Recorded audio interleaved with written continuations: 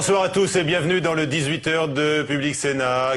Alors que les bourses peinent toujours à retrouver des couleurs, ce soir encore, Sonia, nous avons réuni experts de l'économie et militants d'une Europe rêvée, c'est-à-dire unie. Oui, nos invités, la députée socialiste Elisabeth Guigou et le sénateur UMP Hubert Haenel, président de la nouvelle commission des affaires européennes, ainsi que Michel Candesu, l'ancien directeur général du FMI, l'un des prédécesseurs de Dominique Strauss-Kahn.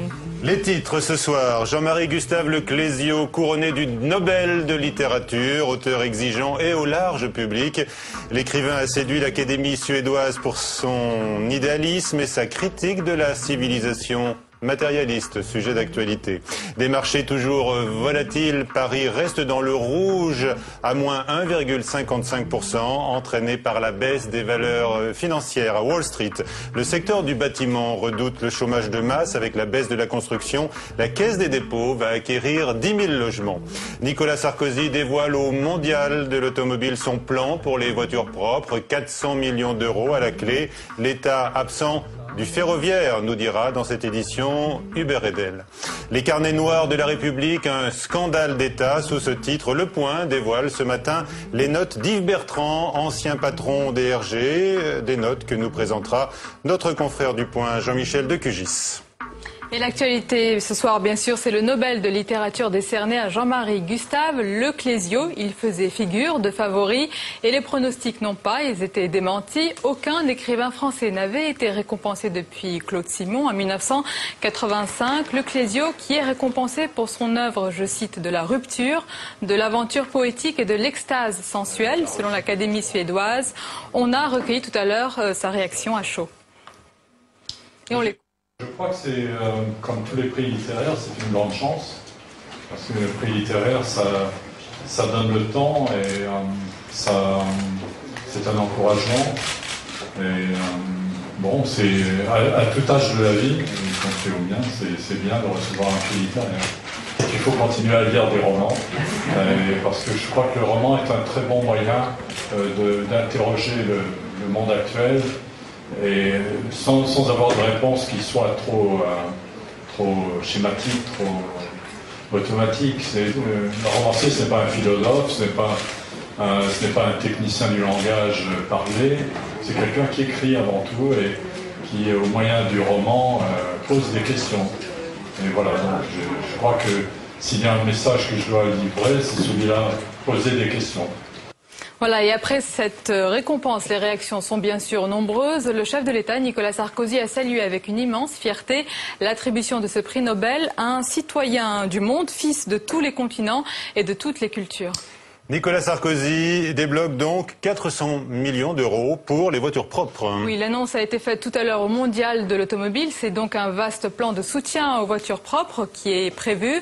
Et puis, par ailleurs, à la porte de Versailles, des dizaines de militants UMP ont été mobilisés pour accueillir le chef de l'État, Nicolas Sarkozy, qui a rendu visite à tous les constructeurs. Passage aussi chez Heulier, le fabricant de voitures électriques, des voitures sur lesquelles on parie de plus en plus, Nicolas Béard.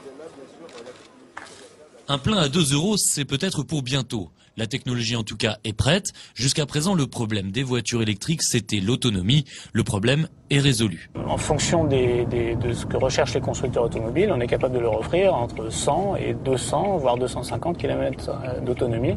Tout dépendra donc du type de véhicule sur lesquels ils vont adapter ça. Si on a un véhicule très léger, on va beaucoup plus loin. Pas encore de quoi faire un Paris-Marseille, mais c'est tout de même mieux que les 70 km des premières versions.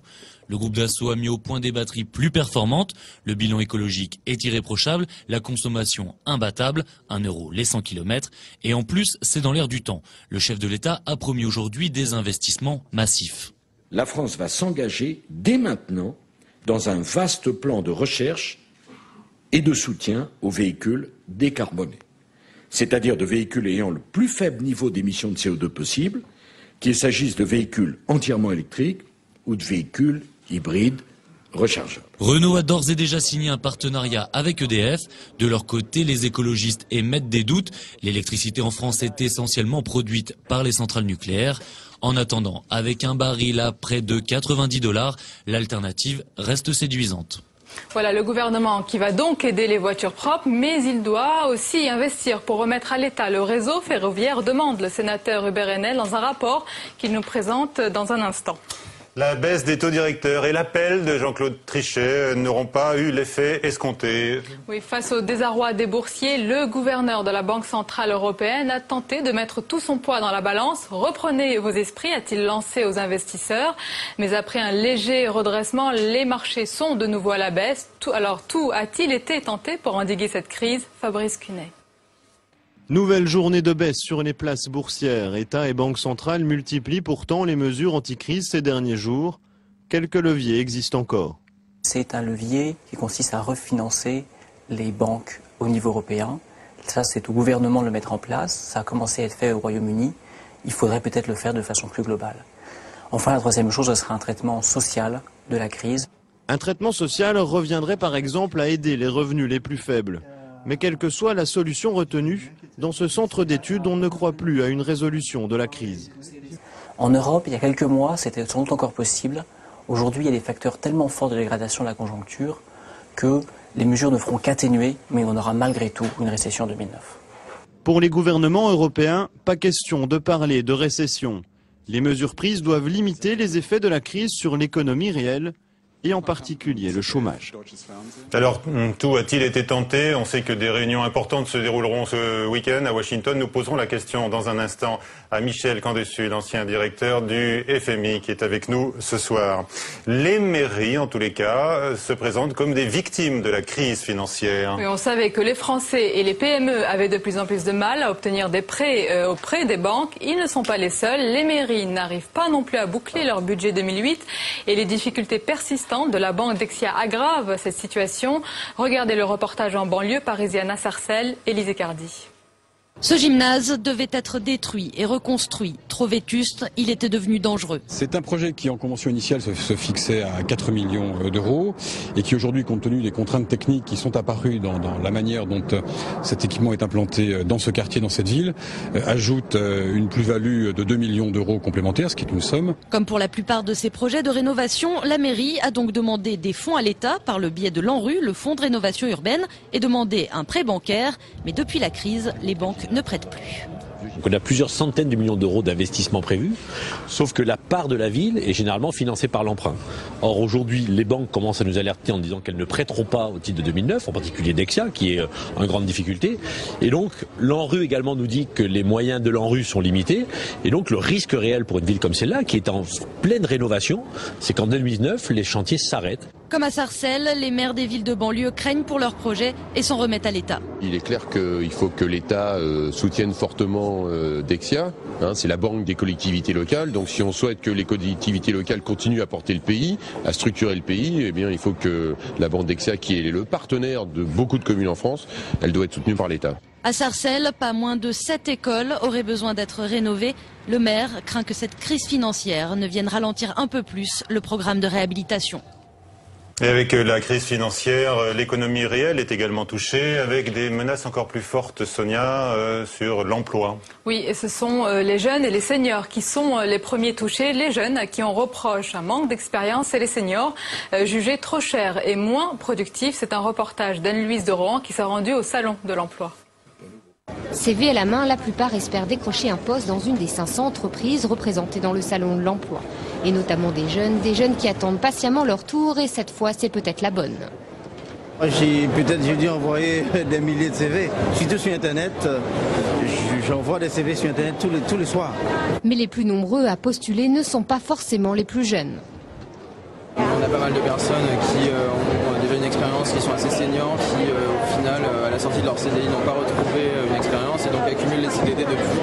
Et surtout dans certains secteurs directement liés à la crise financière.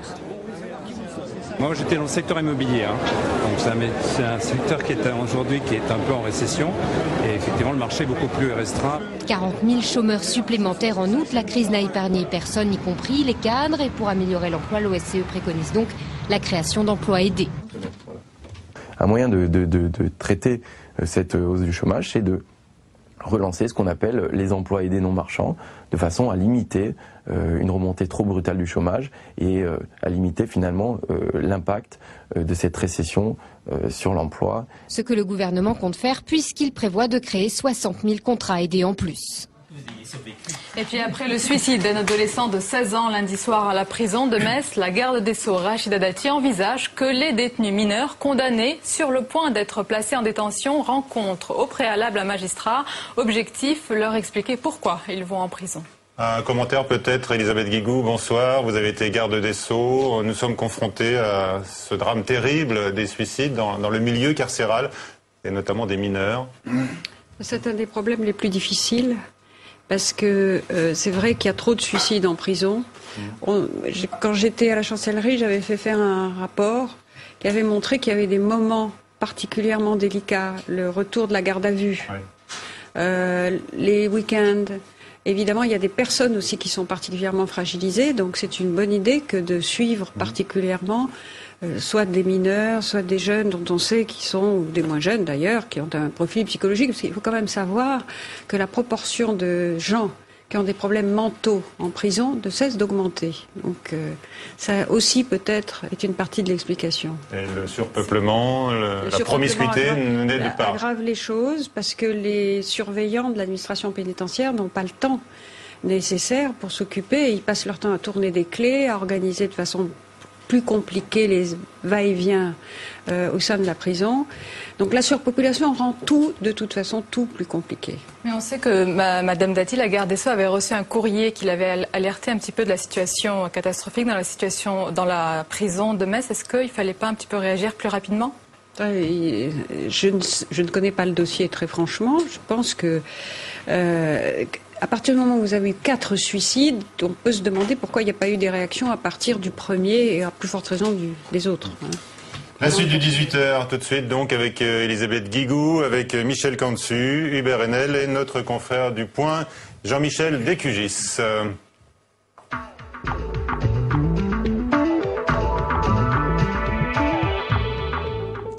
Bonsoir Michel Cantu. Merci d'être avec nous. On l'a vu, les bourses restent très fragiles. Paris à nouveau dans le rouge ce soir, alors que l'État pourtant se porte garant aujourd'hui du système. Quand est-ce qu'on pourra en sortir, selon vous ? Je n'en sais rien. Il est évident que les gouvernements européens d'abord, mais aussi l'ensemble des responsables de la communauté financière internationale doivent agir pour établir la confiance. Les appels de Jean-Claude Trichet sont évidemment parfaitement fondés. Une crise de confiance se dénoue très très difficilement. Nous sommes dans l'irrationnel et on se demande quelle mesure rationnelle pourrait l'arrêter. Il y a encore des Attendez, à il y a quand même des choses qu'il faut avoir présentes à l'esprit. Il se trouve que j'étais hier encore aux Philippines et je voyageais en Asie. Ils sont affectés par cette crise parce qu'elle est mondiale. Nul n'est à l'abri. Mais eux, ils savent qu'ils vont continuer à croître l'année prochaine, un peu moins, mais continuer à croître. Ils ont fabriqué depuis 6-7 ans les 2/3 de la croissance mondiale. Grâce à eux, et le monde devrait savoir ça, l'année 2009 va être une année où on va croître à peu près, même si nous sommes au bord de la récession, ou peut-être même nous passons par la récession, nous et les Américains, le monde va croître environ à 3%. Ce qui est la moyenne des 10 dernières... Vous êtes très optimiste par rapport, non, mais pas du tout.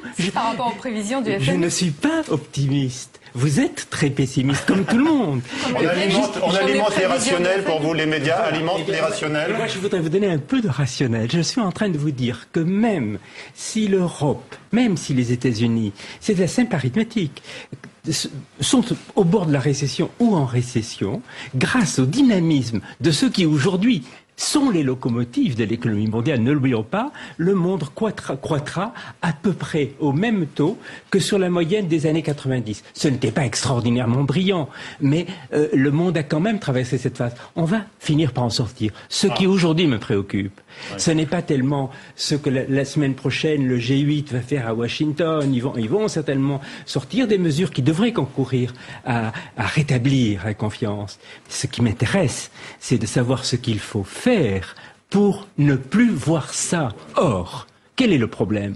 Et j'ai vécu cette expérience cruelle moi-même.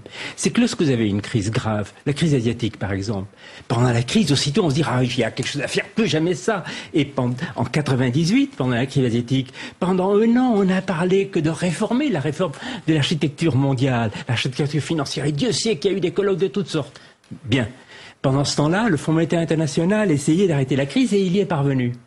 Dès que la crise a été finie, on n'a plus parlé de réforme. C'est ça la loi de l'histoire humaine. Ce coup-ci, il faut prévenir cela. Et donc, alors qu'on est au fond de la crise, à son paroxysme, il faut aussi penser à ce qu'il faudrait faire pour ne plus jamais voir ça. Alors justement, qu'est-ce qu'il faut faire? Il faut réformer les systèmes, mais comment? Eh bien, la seule chose que je sache, parce que j'ai eu cet instrument entre les mains comme Madame Guigou a eu la chancellerie, il nous faut un nouveau Fonds monétaire international. Alors je peux vous dire comment je le vois, mais il est essentiel que là où les marchés financiers sont livrés à eux-mêmes, c'est-à-dire à l'avarice, c'est-à-dire à l'espèce, à la cupidité, et à tous les mots que vous voudrez, parce qu'il n'y a personne pour dire quelle est la loi. Et pour encadrer ces activités, eh bien, il faut qu'il y ait une institution mondiale capable d'encadrer ces activités. Aujourd'hui, le Fonds monétaire international n'en a pas le pouvoir. Alors, mais est-ce qu'il n'aurait pas fallu, est-ce qu'il aurait, ça peut-être a été le cas, est-ce qu'il aurait fallu que le Fonds monétaire international tire la sonnette d'alarme, nous prévienne de cette crise, qui n'a pas été le cas? Comment ça se fait? Je me permets de vous dire que vous vous trompez, madame. Au mois d'avril... On n'a pas attendu. Attendez. On n'entend jamais les sonnettes d'alarme. Voilà. Je vous suggère de lire le rapport du Fonds monétaire international d'avril 2007. C'était d'ailleurs un peu tard. Un an avant, il l'avait d'ailleurs dit de manière un peu moins précise. Il a décrit la crise de subprime et de ses conséquences, quelques mois à l'avance, exactement telle qu'elle s'est produite. C'était un roman d'anticipation, en quelque sorte. Dieu sait que ces gens-là ne sont pas imaginatifs. Mais c'était évident que cette crise allait se produire. Alors, j'ajoute, en passant, que les réformes dont je vais vous parler maintenant, et qui sont essentielles, eh bien, elles ont été proposées et même décidées dans leurs principes il y a 10 ans. Mais la crise est passée, tout est devenu de nouveau agréable et on s'est enrichi de plus en plus et donc on a laissé de côté les réformes nécessaires. Voilà, donc ce sont des réformes pour un capitalisme régulé. Une question rationnelle, Michel Cantu. Une question sur le coût à long terme pour les États qui mettent beaucoup de liquidités dans le système aujourd'hui. Est-ce que c'est une dette alourdie pour les États? Est-ce que ce sont les pauvres et les enfants et les gosses qui paieront, comme l'écrit Jacques Julliard dans le Nouvel Obs cette semaine? Jacques Julliard que vous avez côtoyé dans la commission Pébro sur la dette. Oui, j'aime beaucoup ce qu'il écrit en général, mais je vous garantis que ce qu'il dit est vrai. Regardez toute l'histoire des crises financières des origines à nos jours, ce sont toujours les plus pauvres qui en ont payé le prix. Et pensez à la crise d'aujourd'hui. Quels sont ceux dont on ne parle jamais? Eh bien, ce sont les 3 millions de ménages aux États-Unis qui ont perdu leur maison et leurs rêves d'avenir parce que on les a mis dans une situation où ils ne pourraient pas rembourser le crédit qu'on leur... Donc, quand on laisse filer les déficits, c'est le cas aujourd'hui avec ce qui se passe. Oui. C'est une facture alourdie pour les générations futures. Alors c'est bien vrai, mais il y a pire et il y a mieux. Parce que l'argent que l'on va mettre dans le système aujourd'hui pour essayer de rétablir la confiance, de faire fonctionner de nouveau les canalisations, pourra au moins partiellement être repayé. Mais il est bien vrai que dans l'immédiat, la dette extérieure américaine double dans son montant et que donc l'effet immédiat va être un coût plus élevé. On n'a même pas idée des chiffres aux États-Unis, on parle de 10 trillions de dollars, on ne sait même plus ce que ça veut dire.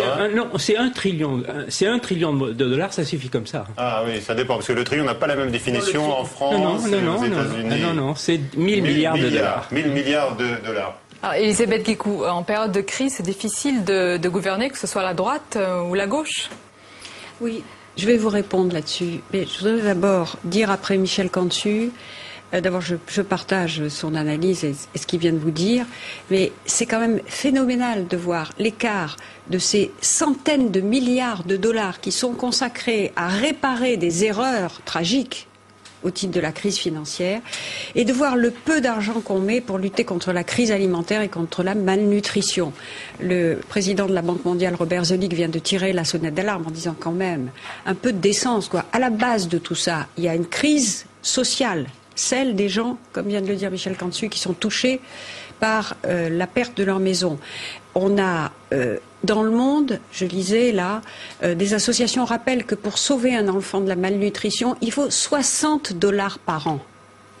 Voilà. Et on n'a que 5% du budget qui serait nécessaire pour sauver tous les enfants de la malnutrition. Je ne parle pas de la pauvreté, de la malnutrition.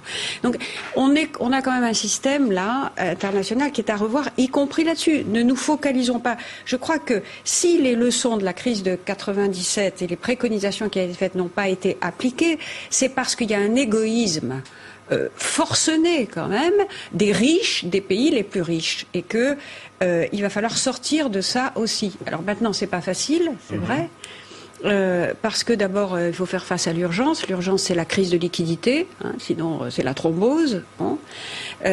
Ensuite, c'est la solvabilité des banques. Et là, il faut que les États, il faut qu'ils purgent leurs actifs financiers douteux. Et si ça ne suffit pas, que les États soient prêts à garantir, c'est-à-dire à augmenter les fonds propres des banques. On sait tout ça maintenant. Mais au-delà de ça, les gouvernements et les politiques sont confrontés à la perspective d'une crise économique et donc sociale, parce qu'il y aura bien quelques perdants, quelques gagnants à cette crise, on le voit. Mais la masse des perdants en face sera évidemment considérable, et ce seront, je le dis comme Michel Cantu, les plus fragiles et les plus pauvres qui seront les plus atteints. Moi, en Seine-Saint-Denis, quand je voyais votre reportage sur ça y est, on coupe le crédit, le robinet du crédit aux collectivités locales. Mais vous, dans ces villes pauvres, dans un département pauvre, c'est quelque chose de tragique, surtout que les dotations de l'État diminuent par la même occasion.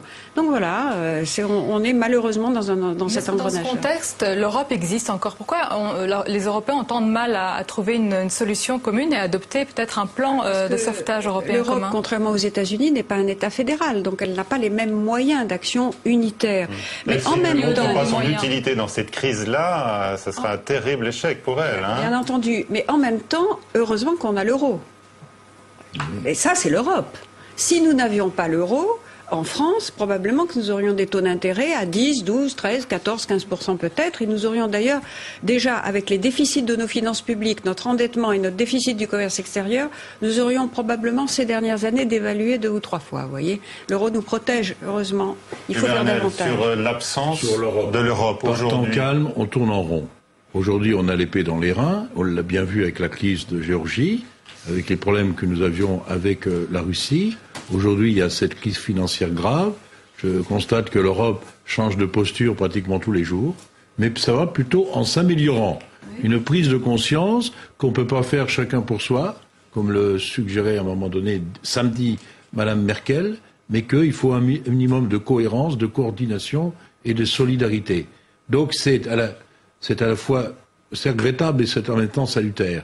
Et on se rend compte que si on avait les instruments, petits instruments certes, du traité de Lisbonne, on aurait peut-être pu aller plus vite et plus loin. Mais je constate aussi la confiance. Je pense que la confiance est gravement atteinte et pour longtemps dans tous ceux qui ont pignon sur rue. Les politiques d'abord, les banquiers, tous les sachants, les experts. Donc, mais de ce que vous avez dit, monsieur, je retiens tout de même que vous avez aussi la foi que tout ça peut changer et changera parce que on n'est pas seul au monde et qu'il y a des pays émergents qui progressent avec un taux de croissance plus important que globalement. Mais dernier point, il faut surtout que on va dire, mais les choses ne seront plus jamais comme avant. Quand la crise sera passée, on risque une fois de plus de retomber dans nos errements. Oui. Vous appelez un changement de valeur, carrément, hein, Michel Cantu. Bien sûr. Oui, tout à fait. Ne plus mettre l'argent au cœur de tout. Je voudrais dire... Mais c'est contre la nature humaine. Non, attendez. Je voudrais dire que nous sommes une économie de marché.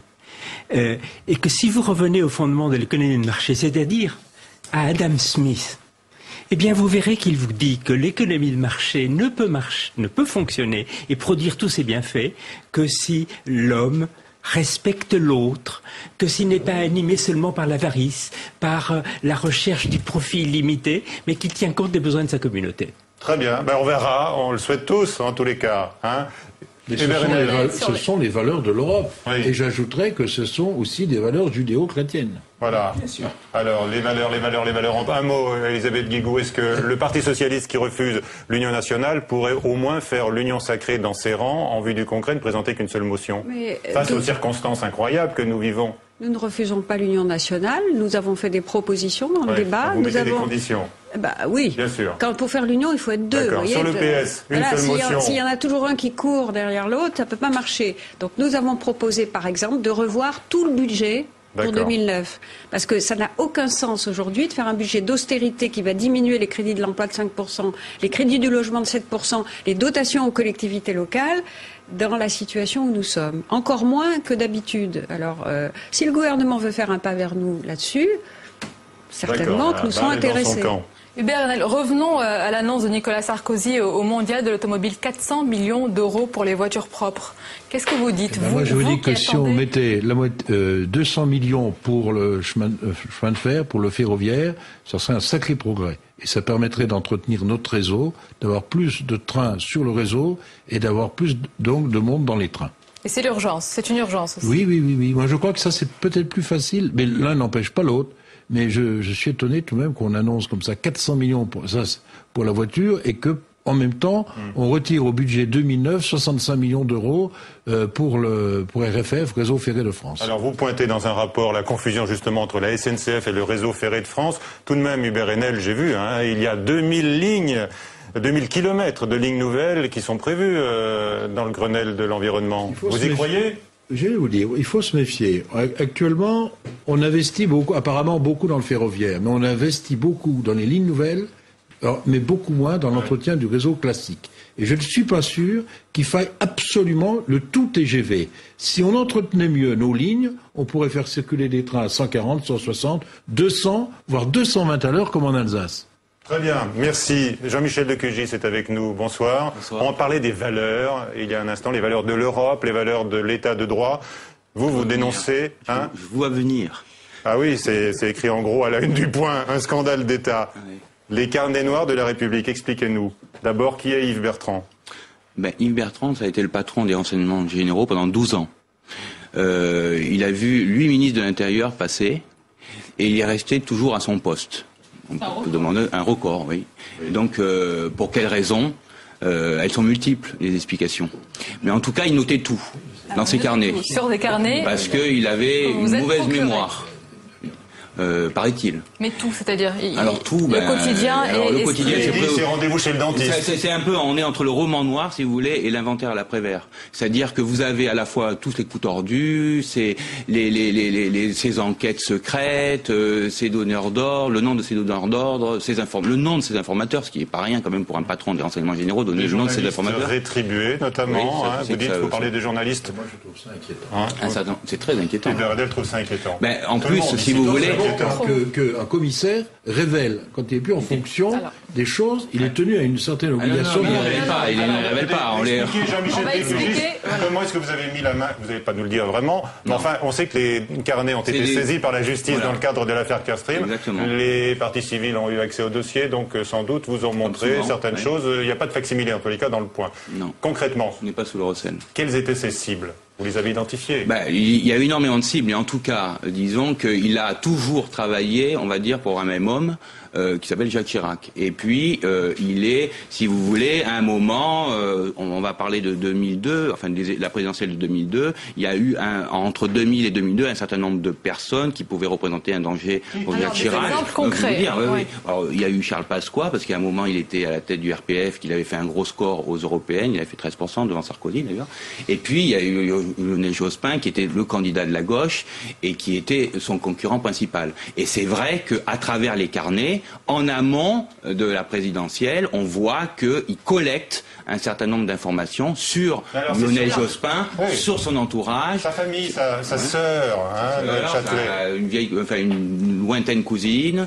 La sœur, par exemple, il note, mais et puis on connaît la personne. D'ailleurs, on l'a interrogée. Elle revendique, elle reconnaît qu'elle a bien travaillé là-dessus. C'est Brigitte Henry, qui était une de ses fidèles et qui faisait dit-on, partie du cabinet noir de Yves Bertrand. Et donc elle a travaillé sur, effectivement, un scénario qu'avait écrit la sœur de Lionel Jospin, Madame Châtelet, pour Carmis. Et c'est Carmis qui lui avait demandé. Et le scénario a été écrit. Donc il note ça, mais il dit que c'est un scénario bidon, parce que le scénario n'a jamais donné lieu à un film. Madame Châtelet, mais pour des raisons d'amitié pure, et donc ils ont peut-être imaginé l'exploiter. Voilà. Alors, Elisabeth Guigou. Que M. de Cugy aille jusqu'au bout de cette histoire. C'était vrai ou pas, cette histoire de bidon? Non, c'était le scénario, il a été écrit. Et c'était pas un scénario bidon, c'était un scénario qui a existé, qui n'a pas donné lieu à un film comme beaucoup, comme c'est souvent le cas, mais peu importe. Et je veux dire, les informations, qu'elles soient fausses ou vraies, dans ces carnets, ce qui importe, si vous voulez, c'est d'accumuler un certain nombre d'informations. Mais pour les distiller au moment voulu. C'est du chantage. À la presse. À certains écrivains ou auteurs de livres, etc., etc. Et d'ailleurs, on a des pages entières, des pages entières qui ont été noircies dans les carnets de Bertrand sur, par exemple, le passé trotskiste de Lionel Jospin. Là, on est en 2000 quand il écrit ça. Mais est-ce qu'il faisait pression en 2001, fin 2001, il va y avoir des livres qui vont sortir, et où il va être question du passé trotskiste de Lionel Jospin, et où on voit que, c'est des copier-coller pratiquement. Vous dites, c'est de la police à l'ancienne, Yves Bertrand. C'est la police politique. Oui, la police politique. Vous dites, c'est une police à l'ancienne. Oui. Est-ce que c'est vraiment du passé? Écoutez, nous, on a un regard critique. Enfin, moi, en tout cas, en tant que journaliste, j'ai un regard critique, par exemple, sur le passage de Sarkozy à l'intérieur, et même en tant que président, des rapports parfois directs qu'il peut avoir avec certains policiers.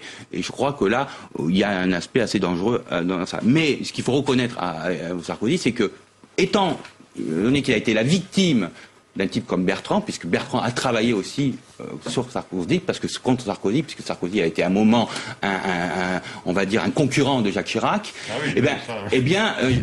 Sarkozy a supprimé à un moment les blancs, c'est ce qu'on appelle les notes blanches, qui étaient des espèces d'articles, si vous voulez, de notes sans signature, sans nom, dans lesquelles on pouvait marquer des informations vraies ou fausses. Il les a supprimées. Il a aussi évincé Bertrand. C'est lui qui l'a évincé, c'est pas quelqu'un d'autre. Ni M. Chevènement, qui aurait pu le faire, qui l'a pas fait. Il l'a utilisé, Yves Bertrand, puisqu'il notait tout sur son petit calepin, notamment tout ce qu'on disait quand il a eu son pépin de santé. Il voulait s'en séparer, mais il n'a pas eu la signature de Jacques Chirac, parce que pour se séparer de M. Bertrand, il fallait la signature de M. Chirac. On apprend aussi dans votre dossier que 800 000 Français sont fichés du temps d'Yves Bertrand. Est-ce que c'est encore le cas? Officiellement, on dit qu'il y a énormément de fiches qui ont été brûlées. Officiellement. On n'a pas la preuve qu'elles ont été brûlées. On dit qu'elles ont été brûlées. Ce qui est certain, c'est qu'il y a eu une polémique sur le fichier Edwige, et que la polémique, les carnets, les brouillons, comme dit Bertrand, rien que ces carnets justifient la polémique qu'il y a eu sur Edwige. Parce que Edwige, on sait, devait permettre de ficher justement les préférences sexuelles, les problèmes de santé des uns et des autres. Voilà. Et tout ça, c'est dans les carnets. Et vous ne mettez pas tout dans le point, mais ce qu'on lit déjà, vous ne donnez pas de nom. C'est la partie l'iceberg, si vous voulez. C'est l'iceberg. Tout à fait édifiant. Merci. Vous allez avoir un problème que personne ne voit. Le rapprochement de la gendarmerie avec la police qui va se faire au début d'année, on n'aura plus pratiquement qu'une police entre la même main. Et je trouve que ça devient un débat qui va se poursuivre. Voilà, un débat qui mériterait de se poursuivre et que le Sénat effectivement a déjà posé. Merci. Merci à tous d'avoir participé à ce journal ce soir. Tout de suite, portrait de sénateur, Jean Desessarts, puis à 18h45, Sonia, déshabillons-les, l'émission d'Hélène Risser, et voilà. Bonsoir à tous, à très vite.